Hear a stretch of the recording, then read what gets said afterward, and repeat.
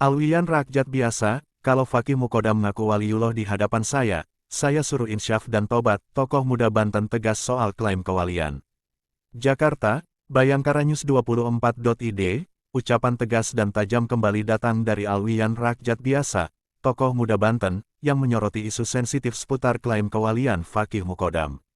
Dalam pernyataannya yang viral seorang Habib di media sosial terkait cerita pengakuan diri Fakih Mukodam sebagai waliullah yang mengaku lebih tinggi dari wali manapun hingga pengakuannya didatangi malaikat Jibril beberapa kali, Alwian menegaskan bahwa pengakuan diri seseorang sebagai waliullah adalah bentuk kedustaan terhadap Allah dan Rasul-Nya.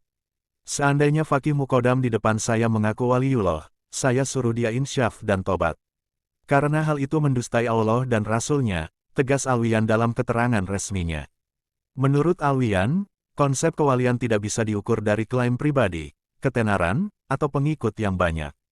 Ia menilai, banyak umat saat ini mudah terbuai dengan gelar-gelar spiritual yang tidak jelas asal-usulnya, bahkan menjadikan tokoh tertentu seolah maksum dan tidak boleh dikritik.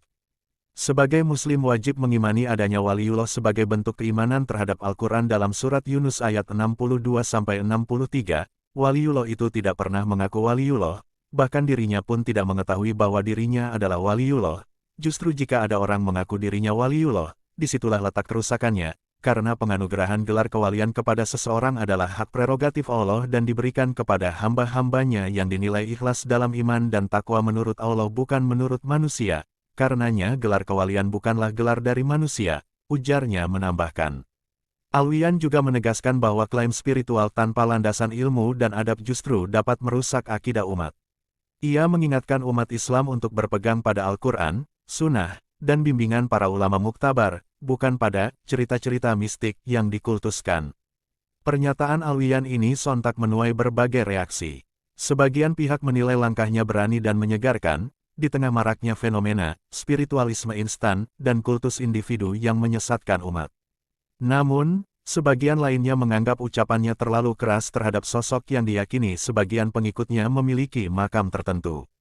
Menutup pernyataannya, Alwian kembali mengingatkan bahwa Islam melarang keras pengkultusan terhadap manusia. Ia menyerukan agar umat Islam berhati-hati dalam menilai seseorang sebagai waliullah sebagaimana Allah mewanti-wanti dalam Qs. An-Najm 32 dan Qs. Al-Isra 36, agar jangan menilai diri suci apalagi menilai orang lain suci tanpa pengetahuan yang sahih, karena hal penilaian adalah hak prerogatif Allah. Kita tidak bisa menilai seseorang secara hakikat sebenarnya adalah waliullah, adapun tanda-tanda secara lahiriah sholih, itu agar kita menjaga adab kepada orang yang secara